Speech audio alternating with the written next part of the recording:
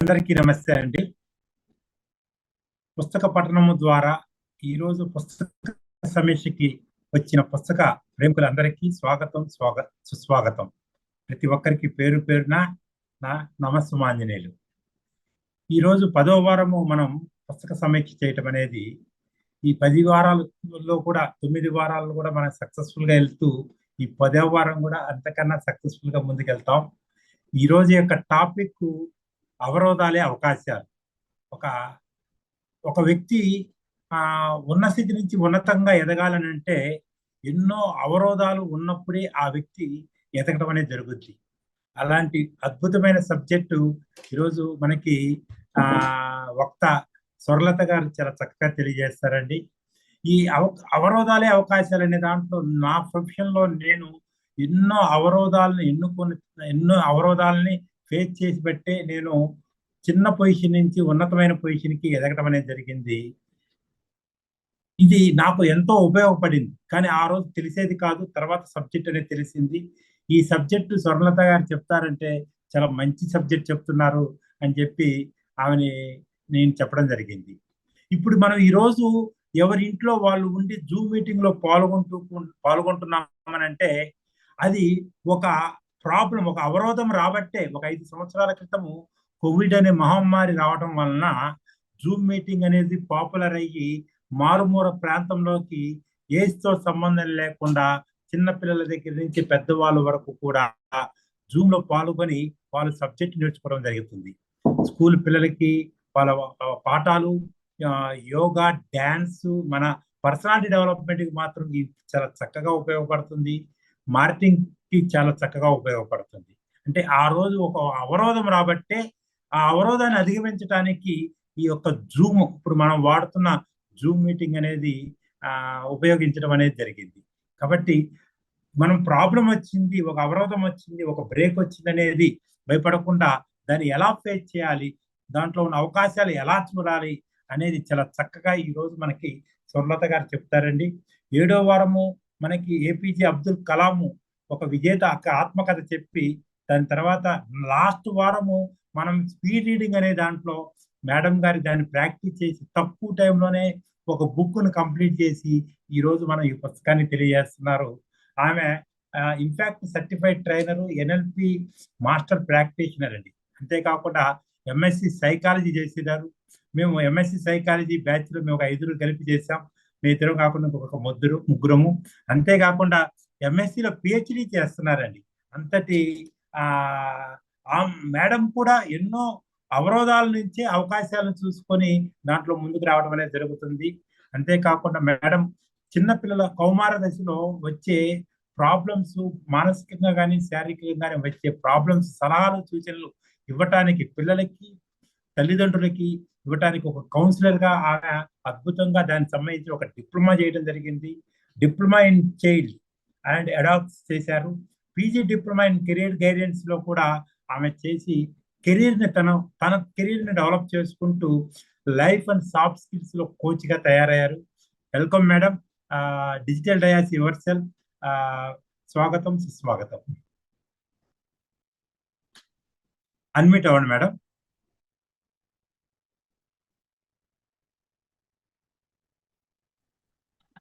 Thank you so much, sir, for your warm welcome and good evening to all.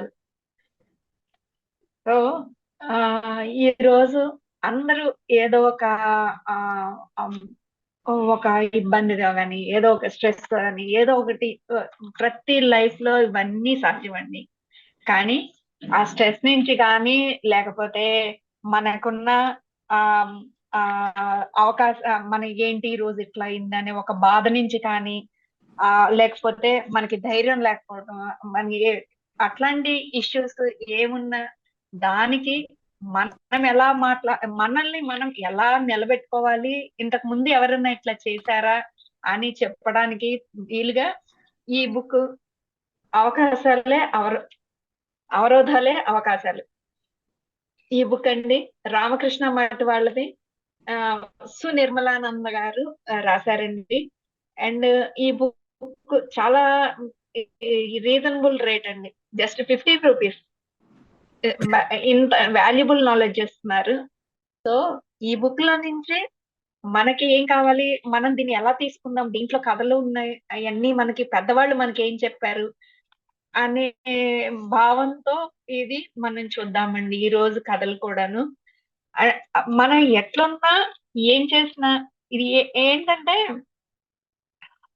మన ఆశావాదాన్ని బలపరుస్తూ నిరాశ నిస్పృహల్ని దూరం చేస్తూ ఆ, ఎట్లా మనం మన బలహీనతల నుంచి మంచి ఆశావాహ దృక్పథం వైపు మనం ఎలా నడవాలి, మనల్ని మనం ఎలా విజయవంతులుగా చేసుకోవాలి అనేది ఈ బుక్ లో చాలా బాగా రాశారండి. అండ్ మంచితనం, నిజాయితీ, దృఢ సంకల్పం ఉన్నవాళ్ళు అంటే మన ప్రతికూలతల్ని అనుకూలంగా ఎలా మార్చుకుంటాం అనేది కథల్లో చాలా బాగా చెప్పారు. ఈ రోజు అన్ని కథలే చెప్తానండి. అండ్ ఈ సంకల్పాలకి అంత శక్తి ఉంటుందా అంటే, స్వామి వివేకానంద గారు మీరు గట్టిగా అనుకుంటే అంత శక్తి మన మైండ్ కు ఉంది. మనము ఒక మంచి స్పిరిట్ తో పుట్టాము. మన లైఫ్ కి ఒక పర్పస్ ఉంది. అది తెలుసుకోవటం కోసమే మన జీవితం ఉంది. సో అది మనల్ని, మన పరిస్థితుల్ని అన్వయించుకుంటూ మనకున్న ఆ కష్ట నష్టాలు కానీ వీటన్నిటిని ఆ దాటుకుంటూ, అంటే వాటితో పాటే మనం ట్రావెల్ చేస్తూ మనల్ని మనం ముందుకు ఎట్లా తీసుకెళ్ళాలి అనేది ఇందులో చాలా చక్కగా ఇచ్చారండి. అండ్ విషయం అది మన ఆలోచన కనుక ఎంత శక్తివంతం అయితే మన ఆలోచనలు, అంటే మన గోల్స్ అయితే ఎంత ఎనర్జెటిక్ గా పెట్టుకుంటామో దానికి తగినట్లుగా మన ఆలోచనలు కూడా అంతే శక్తివంతంగా ఉంటాయి. అట్లాగే మనం ముందుకు అడుగేస్తాం. అక్కడ మన ఆలోచనల్లోనే మన ఫేస్ చేసే పరిస్థితుల్లో నుంచి మనల్ని మనం ఎలా ముందుకు తీసుకెళ్తాం. అంటే కొన్ని ఆ మనకు వచ్చే పరిస్థితుల్లో కొన్ని మనం యుక్తిగా, అంటే మన చిన్న చిన్న ట్రిక్స్ ఉపయోగించి మనల్ని మనం ఎలా ముందుకు తీసుకెళ్తాం అనే దాంట్లో భాగంగా కొన్ని కథలు ఉన్నాయండి.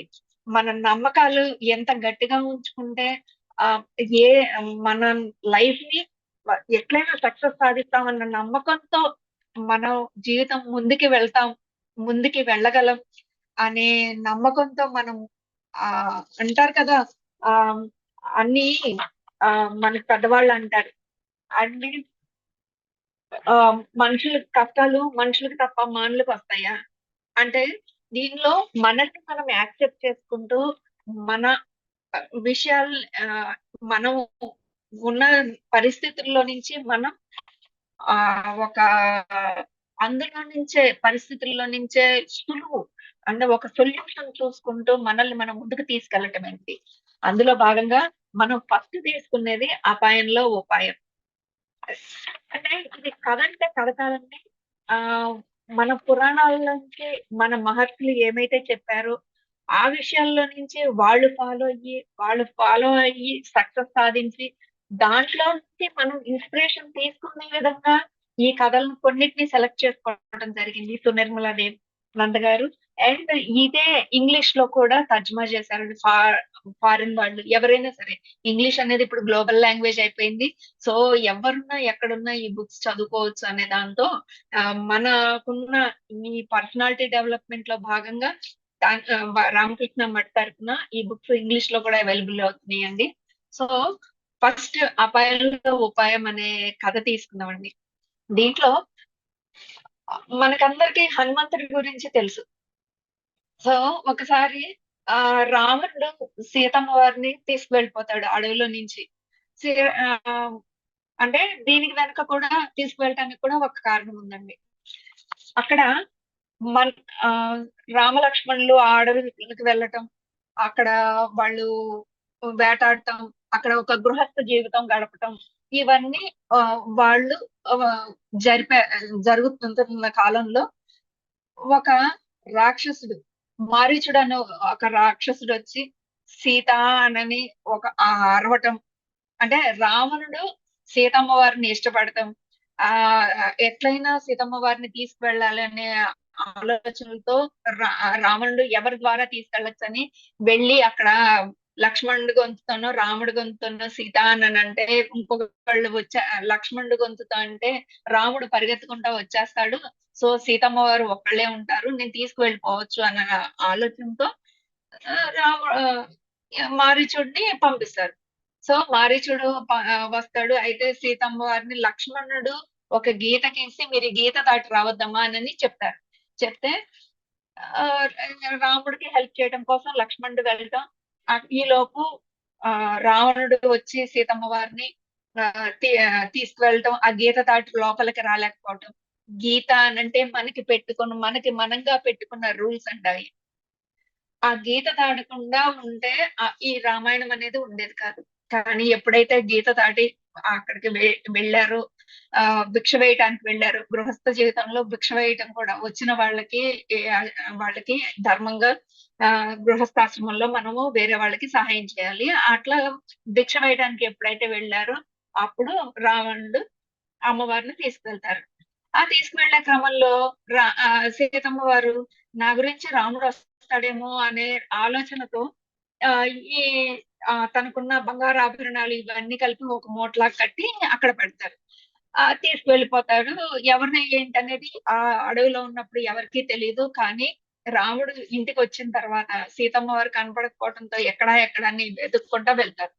ఈ వెతక్కుంటా వెళ్లే క్రమంలో వాళ్ళు కిష్కింధ నగరానికి వెళ్తారు. ఈ మధ్యలో కూడా వీటి పక్కన ఒకళ్ళు ఆకాశ మార్గంలో ఎవరో అరుస్తా వెళ్ళారని ఒక్కొక్కళ్ళు హెల్ప్ చేయటం అంతా జరుగుతుంది అనమాట.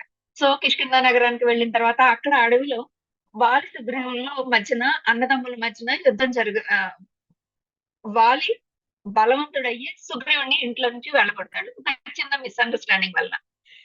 సో ఈ వాలి వీళ్ళందరి దగ్గర హనుమంతుడు, జాంబవంతుడు ఇట్లాంటి ఒక గ్రూప్ ఆఫ్ పర్సన్స్ ఉన్నారు. వీళ్ళందరూ వచ్చిన వాళ్ళు ఎవరు అని తెలుసుకోవటానికి ముందు హనుమంతుడు వారిని పంపిస్తే హనుమంతుడు నేను మా అన్ని ఎంక్వైరీ చేసి ఓకే వీళ్ళు ఒక అవసరం కోసం ఒక ఎవరినో వెతుక్కోవడానికి వచ్చారు, వీళ్ళ వల్ల ఏ ఇబ్బంది లేదు అని చెప్పి తలుచుకొని, అంటే వాలి సుగ్రీవుల మధ్య యుద్ధం జరిగింది కాబట్టి వాలి తరపున ఎవరినో వస్తున్నారేమో అని అనుకొని వీళ్ళ వల్ల నాకేమి ఇబ్బంది లేదని హనుమంతుడు తెలుసుకొని సుగ్రీవుడి దగ్గరికి వెళ్తారు.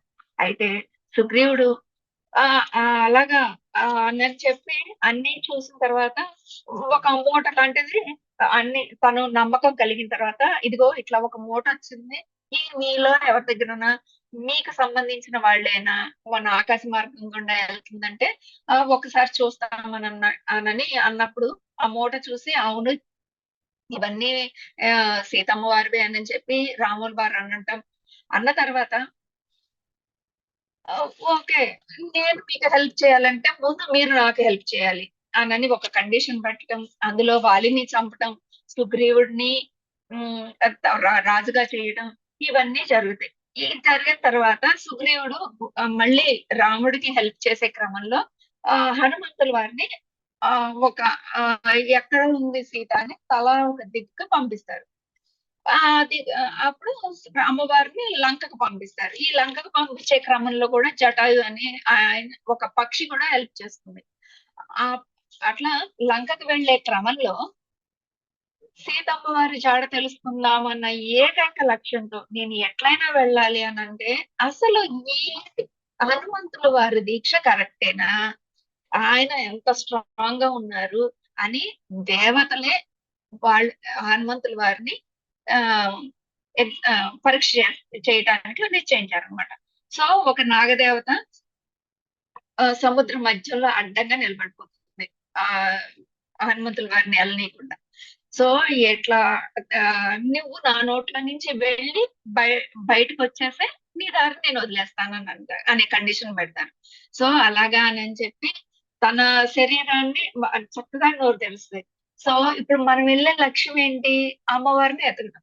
కానీ ఇక్కడ తను నోరుతే బాగా తెచ్చేసి నా నోట్లో నుంచి వెళ్ళాల్సిందే, నాకు ఆహారం కావాల్సిందే, నువ్వు బయటికి తప్పించుకొని వెళ్ళు, నీ ఇష్టం, నువ్వు వెళ్ళిపో, తప్పించుకోలేకపోతే నువ్వు నాకు ఆహారం అయిపోతామని చెప్తారు. సో అట్లా నోరు ఇంకా తెరిసేపటికి సో ఇట్లా ఉందా అని చెప్పి హనుమంతుల వారు ఇంకా తన బాడీని పెంచేస్తా ఉంటారు. ఎప్పుడైతే తన బాడీని పెంచుతా ఉంటారో రాక్షస్ కూడా రాక్షసున్న నాగదేవత కూడా తనకున్న ఆ బాడీని పెంచేస్తా ఉంటారు. సో ఇప్పుడు హనుమంతుల వారు ఒక చిన్న ఆ పక్షి రూపంలో, అంటే అంత పెద్ద ఆకారం నుంచి చిన్న పక్షి రూపంలో అలా నోట్లోకి వెళ్ళి ఇలా బయటకు వస్తారు. అది ఆ రాక్షసి, ఆ నాగదేవత, రాక్షస రూపంలో ఉన్న నాగదేవత గమనించుకున్న లోపే బయటకు వచ్చేస్తారు. ఏంటి అక్కడ కండిషన్? నోట్లో నుంచి బయటకు రావడం అంతే. సో అదంతా క్షణంలో అట్లా వెళ్ళి ఇట్లా వచ్చేసేటప్పటికి నీ కండిషన్స్ కంప్లీట్ అయినాయి కాబట్టి నువ్వు వెళ్ళిపో, నువ్వు నా దారికి అడ్డం రామాకు అని చెప్తే నాగదేవత మెచ్చి ఇంకా కొన్ని అస్త్రాలు, శస్త్రాలు అన్ని హనుమంతుల వారికి ఇచ్చి విజయం కలగాలని దీవిస్తారనమాట. సో ఇట్లా ఒక అపాయం ఉందంటే మనం దడవకుండా ఫేస్ చేస్తే, అపాయాన్ని ఫేస్ చేయాలి ఎప్పుడు. మనలో ఉన్న భయం కొద్ది అమ్మో ఎందుకులే అని హనుమంతుల వారు వచ్చారనుకోండి, ఈ రోజు మనకి కథ చెప్పుకునే అవకాశం ఉండేది కాదు కదా. సో ఎప్పుడైనా మనలో ఉన్న ఫియర్ ని ఫేస్ చేస్తే మనకి అవకాశాలు అద్భుతంగా ఉంటాయి. ఎందుకంటే ఆ ఫియర్ మనని చాలా వరకు నా వల్ల కాదేమో, నేను చేయలేనేమో అని ముందర మన ఆలోచనలకు కూడా అవి అడ్డపుల్లలేస్తాయి అన్నమాట. సో అట్లా అపాయంలో నుంచి ఉపాయం తీసుకొని తను అట్లా నోట్లోకి వెళ్ళి చిన్న పక్షి రూపంలో అలా బయటకు వచ్చేసే క్రమంలో ఆయనకి అంత దిగ్విజయం కలగాలని కోరుకుంటూ ఆ వరం ఇవ్వటం, ఆయన వెళ్ళటం, సీతమ్మ వారిని చూడటం, లంకా దహనం చేయటం, తర్వాత మళ్ళీ వచ్చి సీతమ్మ అక్కడ ఉందని జాడ చెప్పి వానర సేనతో యుద్ధానికి వెళ్ళటం, సీతమ్మ వారిని వెనక్కి తీసుకురావటం, శ్రీరామ్ పట్టాభిషేకం, ఇవన్నీ జరిగింది. సో ఒక విషయాన్ని మనము వెళ్ళాలి అంటే మనలో ఉన్న భయమేనండి అందరిలోని పెద్ద జరుగుతుందో లేదో అన్న ఆలోచనే మనల్ని ముందుకు వెళ్ళనీయదు. కానీ ఆ ఒక భయం తీసేసి ఏదైతే అదైంది అని మనము కొంచెం ధైర్యం చేసి ముందుకు ఒక్క స్టెప్ వేయగలిగితే అవకాశాలు మనకి ఆటోమేటిక్ గా పరిస్థితులే మనకు అవకాశాలను చూపిస్తాయి. So this is the first ఇది ఒకటండి. ఇంకా ఇట్లాంటిదే ఇంకొక కథ దీంట్లో ఉంది. అది నల దమయంతుల కథ. మీ అందరికీ తెలుసు. కానీ దీంట్లో మనం ఏం చేస్తాము అని అంటే ఏం నేర్చుకోవచ్చు అనేది కథ చూసి నేర్చుకుందాం, కథ విని.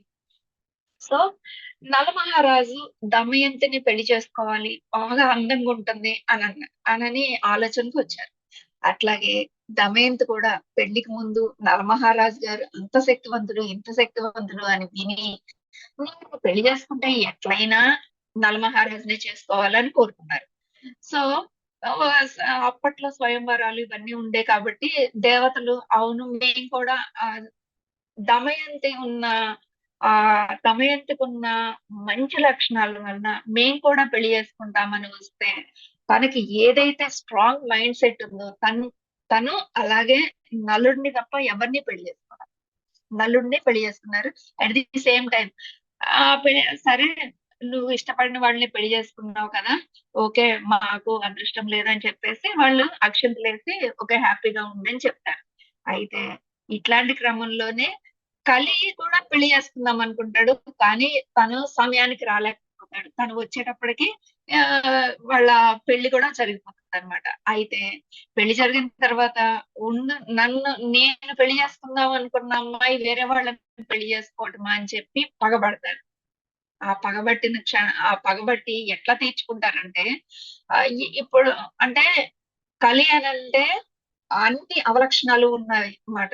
అయితే ఎన్నాళ్ళు చూసినా వీళ్ళు ఏది చిన్న అవకాశం కూడా రావట్లా, కానీ ఎప్పుడో ఒక్కసారి ఒక చిన్న అవకాశం రాగానే ఆ అవకాశం రాగానే కలి అనేది తన మనసులోకి నలుడి మనసులోకి వెళ్ళిపోయి జోదం వాళ్ళ బ్రదర్ జోదానికి పిలిస్తే ఓకే అని అంటారు. ఎప్పుడైతే కలి ప్రభావం వచ్చిందో ఆటోమేటిక్ గా దానికి తన కంట్రోల్లో తను లేకుండా ఏదైనా అన్ని పెట్టేస్తా చివరికి తన రాజ్యాన్ని కూడా వదిలిపెట్టేస్తాడు, తన రాజ్యాన్ని కూడా పోగొట్టుకుంటాడు. అట్లాంటి టైంలో దమయంతి కూడా ఎంత చెప్పినా వద్దు వద్దు అని చెప్పినా ఆగలేదు. కానీ రాజ్యాన్ని పోగొట్టుకున్నారు. రాజ్యం పోగొట్టుకున్నాక ఇద్దరు కలిసి ఆ ఒక ఫారెస్ట్ బయటకు వచ్చేస్తారు. అట్లా నడుస్తా నడుస్తా ఒక ఫారెస్ట్ లోకి వెళ్ళిపోతారు. సో నలుడు ఏమని ఆలోచిస్తాడంటే, ఓకే, నే- ఆమె ఒక రాజకుమారి, నేనంట యుద్ధాలు అవి చేస్తాను, నాకు ఇవన్నీ కష్ట నష్టాలు ఇవన్నీ అలవాటే. కానీ ఆ అమ్మాయి సుకుమారంగా పెరిగింది, ఎట్లయినా ఇంటికైనా తన పుట్టింటికైనా వెళ్ళిపోతుంది అని చెప్పేసి ఆ, నలుడు ఏం చేస్తాడు, ఆ తన తన చీర కొంగును కూడా చింపేసి తన ఆ లుంగిలాగా కట్టుకొని ఆ, ఆవిడని అక్కడే ఎక్కడైతే వదిలిపెట్టారో అక్కడే అడవిలోనే వదిలిపెట్టేసి తను వెళ్ళిపోయారు అనమాట. ఈ వెళ్ళిపోయినప్పుడు నా గురించి తను ఎప్పుడు పుట్టింటికి అయితే వెళ్ళలేదు. ఆ, నన్ను ఎక్కడ వదిలిపెట్టారు అని చెప్పి అట్లా అట్లా అట్లా అట్లా బయటికి నడుచుకుంటా వేరే రాజ్యానికి వెళ్ళి అక్కడ నాకు పని కావాలి అని చెప్పి వర్క్ చేసుకుంటా ఒక ఆ రాజ్యంలో ఒక దాసిగా పనిచేస్తా ఉంటారు, చెలికత్తలాగా ఒక రాణి దగ్గర. అట్లా ఆ, అట్లా జీవితం గడిచిపోతుంది. అయితే ఒక రోజు ఆ అంటే చిన్నప్పుడు ఒక్కొక్కళ్ళకి ఒక్కొక్క పుట్టుమచ్చలాగా మనకి ఒక కొన్ని ఉంటాయి కదా, ఒక్కొక్క వాళ్ళకి గుర్తులుగా. సో దమయంతికి ఎట్లా ఉంటదంటే, బొట్టు పెట్టుకునే దగ్గర కమలం గుర్తుంటది అనమాట. ఆ కమలం గుర్తు అది అందరికి ఆ అమ్మాయికి ఐడెంటిఫికేషన్ అనమాట, ఒక్కొక్కరికి ఒక్కొక్క బ్యూటీ స్పాట్ ఉన్నట్లు. సో ఒకసారి అది రాణి గారు చూసి, నువ్వు ఎవరివి, నువ్వేంటి ఏంటి, నువ్వు ఎక్కడి నుంచి వచ్చావు, నీ పేరేంటి అని అంటే కళ్ళమ్మట నీళ్ళు పెట్టుకొని, ఇదిగో ఇట్లా ఉంది నా పరిస్థితి అని అంటే అది రాణి గారు వాళ్ళ కజిన్ కి కజిన్ వాళ్ళ అమ్మాయి అన్నమాట. చిన్నప్పుడు ఆ ఎప్పుడో తప్పిపోయి ఆ, వేరే వాళ్ళకి పెంపకానికి వెళ్ళిందని ఈ కథలో ఉంది. సో ఆ నువ్వు మా కజిన్ వాళ్ళ అమ్మాయివే. సో నువ్వు వేరే కాదు, అసలు నువ్వు ఇట్లా ఉండటానికి కారణం ఏంటి, నీ భవిష్యత్తు ఎప్పుడు అంగరంగ వైభవంగా నల్ల మహారాజుతో పెళ్ళయి కదా, ఈ రోజు ఏంటి అని అంటే, కాదు నాకు ఇట్లా జరిగింది, యుద్ధ జోదంలో ఇట్లా ఓడిపోయారు. సో మేము అడవికి వచ్చేసాం, అడవిలో నన్ను అట్లా వదిలిపెట్టి వెళ్ళిపోయారు. సో ఇప్పుడు నేను ఏం చేయాలో తెలియక నేను ఇక్కడికి వచ్చాను అని అంటే, రాణి గారు ఏం చేస్తారు, ఆ, తనకున్న ఆ నమ్మకమైన కొంతమంది ఆ ని వేరే వేరే రాజ్యాలకు పంపించి, ఈ నల దమయంతుల కథ ఏదైతే ఉందో వాళ్ళకి ఆ, అంటే మీరు చెప్తా ఉండండి, ఎవరైతే మీరు ఈ కథకి రెస్పాండ్ అవుతున్నారో వాళ్ళ విషయం తీసుకొచ్చి మాకు చెప్పండి అని అంటారు. సో ఇట్లా వీళ్ళ కథ చెప్తా చెప్తా అట్లా అడవి మధ్యలో అమ్మాయిని అదే భార్యను అట్లా వదిలేసి వచ్చారని కథ చెప్తా చెప్తా ఆ వేరే వాళ్ళ రాజ్యాలకి వెళ్తుంటే, ఒక రాజు ఒకళ్ళ దగ్గర ఒక అతను రెస్పాండ్ అవుతాడు. అతనే నలుడు. అయితే ఈ నలుడు, సో ఇది ఇట్లా జరిగే క్రమంలో అసలు నలుడు అక్కడికి ఎందుకు వెళ్ళాడో చూద్దాం. నలుడు ఈ అడవిలో వదిలిపెట్టేసి ముందుకు వెళ్తా వెళ్తా ఉంటే, తనకి ఏదైనా కావచ్చు, ఒక అడవిలో వెళ్తా పాము కరిసింది, తన రూపమే మారిపోయింది అనమాట. సో ఈ రూపం మారిన తర్వాత నలుడు ముందుకు వెళ్తా ఉంటే ఒక రాజ్యానికి వచ్చి, నాకు ఈ కళ ఉంది, నేను ఇట్లా చేస్తానంటే అందరూ నవ్వేవాళ్ళు.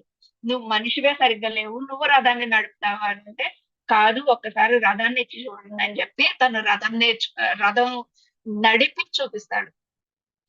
కేవలం నలమహారాజుకి అండ్ నకులుడికి, వీళ్ళిద్దరికి వర్షంలో చినుకుకి చినుకుకి మధ్యన ఆ వర్షంలో తడవకుండా ఒక రథాన్ని నడిపే క్యాపబిలిటీ ఉంది, అంత స్కిల్ ఉందన్నమాట. సో మన రూపం ఏదైనా స్కిల్ ఉంటే సరిపోతుంది కదా, మనల్ని మనం ప్రూవ్ చేసుకోవడానికి. రూపంతో పని లేదు, స్కిల్ కి రూపంకి అస్సలు సంబంధమే లేదు. సో తన స్కిల్ ని ఉపయోగించి, తన విద్వత్తునంతా ఉపయోగించి రాజుగారి దగ్గర అవకాశం తీసుకుంటాడనమాట. సో నువ్వు నా గుర్రాలకి నీ నువ్వే రథసారథివని రాజుగారి చేత అంత మెప్పు పొంది రాజుగారికి రథసారథిగా ఉంటారు. సో ఈ క్రమంలో ఇది ఈ బయటకు వచ్చి నలుగురిలో రాజ్యంలో ఒక దగ్గర ఉన్నప్పుడు ఈ బ్రాహ్మణుల కథ వింటూ ఇదంతా జరిగింది. అయితే ఒకళ్ళు రెస్పాండ్ అయ్యారు. ఆయన మనిషి ఏమో రూపం బాగలేదు, కానీ అతనికున్న విద్య చాలా విద్వత్తు ఇట్లా ఉందని నలుగురు చెప్పుకుంటున్నారని చెప్పి ఎవరినైతే అక్కడికి గూఢచారులుగా పంపించి ఈ కథని చెప్పమన్నారో వాళ్ళు మళ్ళీ దమయంతి వాళ్ళ ఇప్పుడున్న రాజ్యానికి వచ్చి ఆ రాణి గారితో చెప్తారంట. సో ఇప్పుడు ఎట్లయినా సరే నలుడుకున్న స్కిల్స్ తెలుసు కదా, స్కిల్స్ బట్టి రేపే స్వయంవరం అని చెప్పి ఒక మా చెల్లికి స్వయంవరం రేపు అని చెప్పి వాళ్ళకి పంపిస్తారు. మళ్ళీ నలుడు ఏ రాజ్యంలో ఉన్నాడో ఆ రాజ్యంలో ఆ రథసారథి ఉన్న దగ్గరికి పంపిస్తారు. పంపిస్తే అతను చూసి ఆ ఇక్కడ రేపా ఇంత దూరం మనం ఎట్లా వెళ్ళగలం, ఏంటి నువ్వు తీసుకెళ్ళగలవా అంటే డెఫినెట్ గా నేను తీసుకెళ్తాను అని అంటారు. సో తీసుకువెళ్ళిన తర్వాత ఆ అంటే స్టాంపులు ఎట్లా చెప్పాలి అని అంటే పైన వేసుకున్న ఉత్తరీయం పడిపోతుంది దారిలో. నువ్వు ఆగు, నేను వెళ్ళి ఉత్తరీయం తీసుకొస్తానంటే ఆ ఉత్తరీయం పడిపోయి ఎన్నో కిలోమీటర్లు అయిపోయిందండి, ఎన్నో మైళ్ళు దాటి వచ్చేస్తాం, ఉత్తరీయం పడిపోయింది దగ్గర నుంచి ఇప్పటికి అని చెప్పి నెక్స్ట్ డే కల్లా ఆ రోజు ఆ రాజ్యానికి వెళ్తారు. అక్కడికి వెళ్ళి చూస్తే వీడు తప్ప ఇంకెవరూ లేరు. ఏంటి అని అంటే అప్పుడు రాణిగారు ఆ రాజుగారికి క్షమాపణ చెప్పి ఇట్లా నలుడు ఇట్లా మా చెల్లె ఇట్లా జరిగింది, సో ఈ రోజు ఇట్లా ఇద్దరి మధ్యన ఇట్లా జరిగింది, అందుకని మీకు పంపించాల్సి వచ్చింది. అతనికి ఉన్న స్కిల్ ఈ రథసారథి కాబట్టి ఇమ్మీడియట్ గా మిమ్మల్ని మేము పిలవటం జరిగింది అని చెప్తే ఆ పాము ఎప్పుడైతే నలుడుతూ ఒకప్పుడు పాము గరిచినప్పుడు నీకు అవసరమైతే ఇది ఉపయోగించుకొని ఒక క్లాత్ ఇస్తది, ఆ క్లాత్ నలుడి మీద ఇట్లా పెట్టుకోగానే నలమహారాజు రూపం వచ్చేస్తుంది, ఒరిజినల్ గా నలమహారాజు రూపం వచ్చేస్తుంది అనమాట. అప్పుడు మళ్ళీ వీళ్ళిద్దరికి ఒకటవుతారు. సో దీంట్లో ఏంటంటే మన కష్టాలు ఉన్నాయి, మనకి ఇప్పుడు అవకాశం లేకపోయినప్పుడు ముందు నేను రాజుని ఆ క్లాత్ కూడా మనకి అవకాశం ఉన్నా ఎందుకు తన రూపం మార్చుకోలేదు, రూపం మార్చుకుంటే తన నలుడని తెలిసిపోతుంది. అట్లాంటప్పుడు తనకి సెక్యూరిటీ లేదు, తనకున్న విద్యతో బతకాలి, తనకున్న పరిస్థితులు బాగాలేదు. సో పరిస్థితులు బాగున్నా రూపం లేకపోయినా మనకున్న స్కిల్ ఏదైతే ఉందో ఆ స్కిల్ తో మనం ఎట్లయినా బతకచ్చు. అండ్ ఆ స్కిల్లే మనల్ని మనగా నిలబెట్టింది. సో మనం మన స్కిల్ ని ఎన్హాన్స్ చేసుకున్నాం. ఇప్పుడు చదువుకున్నాం కదా, తర్వాత మళ్ళీ చదువుకోవాలా, మళ్ళీ మనకి అవకాశం మళ్ళీ మనకి తర్వాత ఇవన్నీ అవకాశాలు వస్తాయా, మనకి ఇప్పుడున్న ఉద్యోగం చాలే అంటే ఇప్పుడున్న ఏఐ టైంలో మనల్ని మనం అప్గ్రేడ్ చేసుకోకపోతే ఎలా కదా. సో మనకున్న స్కిల్ ని ఏదైనా అంత ఎక్సలెంట్ గా మనం గనక ప్రొజెక్ట్ చేయగలిగితే మన లైఫ్ ఎక్సలెంట్ గా ఉంటది, నేనిది అని మనం చెప్పుకోగలుగుతాం కదా. సో ఇట్లాగే కానీ స్కిల్స్ ఇవన్నీ ఉంటాయి చాలా, మన మీద మనకి నమ్మకం కూడా ఉండాలి కదా. ఆ నమ్మకం గురించి మన మీద మనకి నమ్మకం ఉండాలంటే విశ్వాసమే ఊపిరి అని ఒక్క చిన్న కథ కూడా చెప్పుకుందాం. సార్ టైం ఉంది కదా. Okay okay madam, proceed. Okay sir. So ఈ విశ్వాసం అంటే మన మీద మనకి నమ్మకం, ఎదుటి వాళ్ళు చెప్పిన మాటలు ఓకే నువ్వు ఎట్లయినా గెలుస్తావు, గెలిచి చూపిస్తావు అని చెప్పుకునే దాని మీద మనకున్న వాళ్ళ మాటల మీద మనం విశ్వాసం ఉంచితే మనకి కొన్నాళ్ళు అయిన తర్వాత అయినా మనం చేసే వాళ్ళు మన మీద ఎందుకు అంత విశ్వాసం ఉంచుకుంటున్నారంటే మనకి తెలియకుండా మన మీద ఉన్న మనలో ఉన్న క్యాపబిలిటీస్ మన మీద మనకు అర్థం కాకపోవచ్చు, కానీ మనం చేసే పద్ధతి ఆ ప్రాసెస్ లో మనమేంటి మన లక్షణాలు ఏంటి అని చూపించుకునే ప్రొజెక్ట్ అవుతుంది కదా. సో ఆ మనం చేసే పద్ధతి ప్రాసెస్, మనం వెళ్ళే జీవన విధానంలో మనం అప్లై చేసుకునే తీరు, మనం ఎదుటి వాళ్ళకి సర్వీస్ చేసుకునే తీరు, ఇవన్నీ కలిపి ఎవరన్నా ఎప్పుడన్నా ఒక ఆశీర్వాదం లాగా ఇస్తే నీకు నీకు రామలక్ష్మణులు నీకు తోడు ఉంటారు అని అంటే నిజంగా వాళ్ళు వస్తారా, నా దగ్గరికి వస్తారా, ఈ అడవిలోకి వస్తారా అని చెప్పే శబరి కదా ఈ విశ్వాసమే ఊపిరి అనే దాంట్లో. అంటే వాళ్ళు ఎదుటి వాళ్ళు మనకి చెప్పిన దాని మీద నమ్మకం ఎట్లా పనిచేస్తుంది అనేది. అదే అసలు శబరి ఎవరు అని అంటే మనం చాలా కథలు విన్నాం. ఆ, అట్లాగే శబరి ఏం చదువుకోలేదు. ఒక కోయదర బిడ్డ అడవిలో ఉండి తన ఆటలతో పాటలతో ఏం కావాలి, వాళ్ళ పేరెంట్స్ కి ఏం కావాలి, ఎంత వరకు కావాలి అనేది చూసుకుంటా తను చిన్న పాపలాగా పెరుగుతుంది. వచ్చి ఇంటికి వచ్చిన వాళ్ళకి అతిథి మర్యాదలు చేస్తుంది. అట్లాగే ఒక రోజు మాతంగ మహర్షి వస్తే తను మర్యాద చేసి వాళ్ళకి ఏం కావాల్సిన అన్ని సమకూరుస్తుంది. అమ్మ నువ్వు ఇంత డెడికేటెడ్ గా మాకు చేసావు కాబట్టి ఒక నీకు రామలక్ష్మణులు వస్తారమ్మా నీ దగ్గరికి. వాళ్ళు నీ ఆత్మ నీ దగ్గరకు వచ్చి నిన్ను కరుణిస్తారు అని చెప్తే, నిజమా నా దగ్గరకి వాళ్ళు ఎప్పుడో ఎక్కడో రాజ్యాల్లో ఉంటారు, నా దగ్గరికి ఎందుకు వస్తారు అని ఒక్క చిన్న వేసమెత్త అనుమానం కూడా లేకుండా వాళ్ళు వస్తారా నా దగ్గరికి అనే ఆనందంతో ఏ రోజు వస్తారు, ఎప్పుడు వస్తారు అని క్వశ్చన్ కూడా చేయలేదు.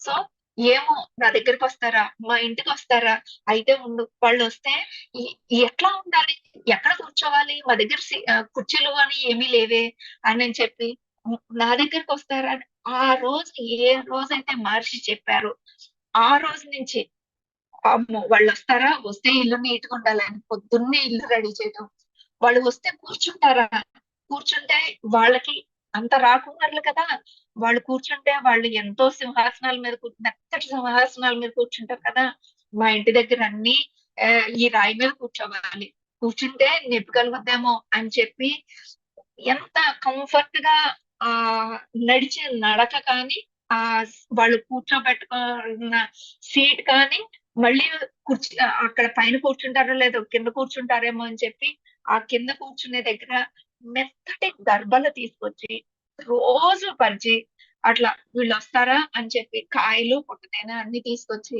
అమ్మో వాళ్ళు వస్తే నేను అంత మహానుభావులు వస్తే పూలు కావాలి కదా, పూజ మెళ్ళో హారాలు అయ్యి దండలు అవి వేయాలి కదా అని చెప్పి ఏ రోజుకి ఆ రోజు ఏ సీజన్ కా సీజన్ ఫ్రూట్స్ పువ్వులు అన్ని తెచ్చి దండలా కుచ్చి ఎదురు చూస్తా ఉండేది.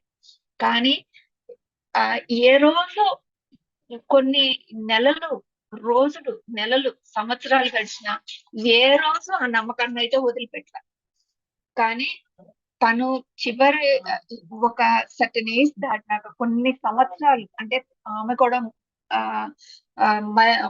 మలి వయసుకు వచ్చిన తర్వాత అప్పుడు వస్తారనమాట. అది ఈ సీతమ్మ వారి ముందు చెప్పిన కథలో సీతమ్మ వారి కోసం వెతుకుతా అక్కడికి వస్తారు.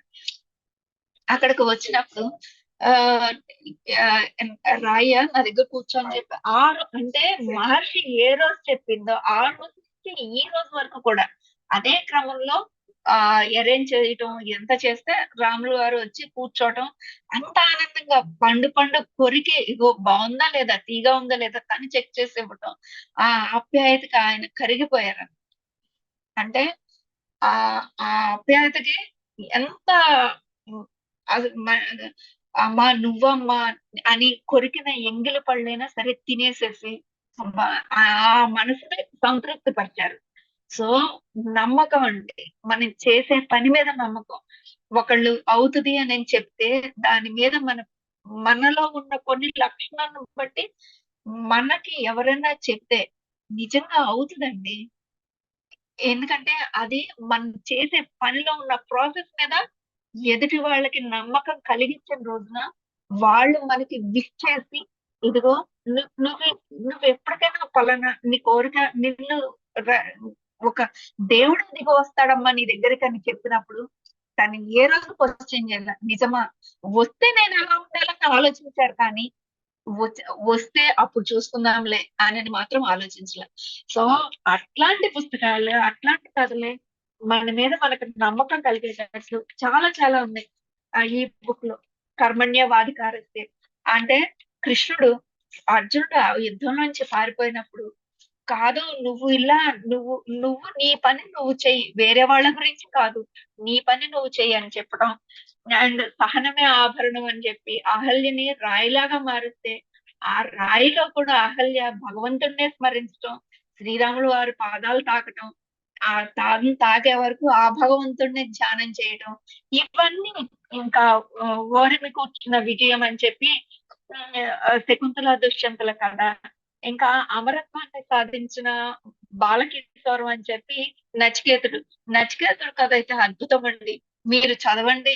ఎందుకంటే ఒక నేను ధర్మరా నేను ధర్మరాజుతో యమధర్మరాజుతో మాట్లాడొస్తాను, నీకు చిన్నప్పుడు అల్పాయుష్య అంటే నాకెందుకు అల్పాయుష్య ఇవ్వాలి, నేను వెళ్ళి యమధర్మరాజుతో మాట్లాడొస్తానని చెప్పి యమధర్మరాజుతో మాట్లాడి రాడు. అంటే మన ఆలోచన ఎంత స్ట్రాంగ్ గా ఉంది, దానికి ఏం చేయాలి, ఆ ప్రాసెస్ ఏం చేయాలి, అందులో ఎట్లా మన గోల్స్ ని మనం రీచ్ అవ్వాలి. నిజంగా నచికేతుడు వెళ్ళి వచ్చాడంట, మాట్లాడి వచ్చాడంట, అలా తన ఆయుష్ను తను వృద్ధి చేసుకున్నాడంట.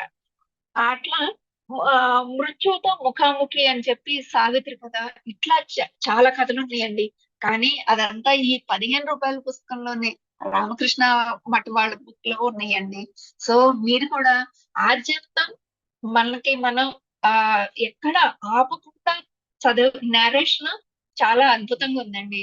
ఇవన్నీ మన పిల్లలకి చిన్నప్పటి నుంచి చెప్తే, అంటే మనకి ఏదైతే ముందుగా మనం అనుకున్నామో అన్ని కష్టాలు మనుషులకు కాక మానవులకు వస్తాయి అని చెప్పి యాక్సెప్టెన్స్ అనేది ఎప్పుడైతే మనల్ని మనం యాక్సెప్ట్ చేసుకుంటామో పిల్లలు కూడా మనని చూసి అదే నేర్చుకుంటారు.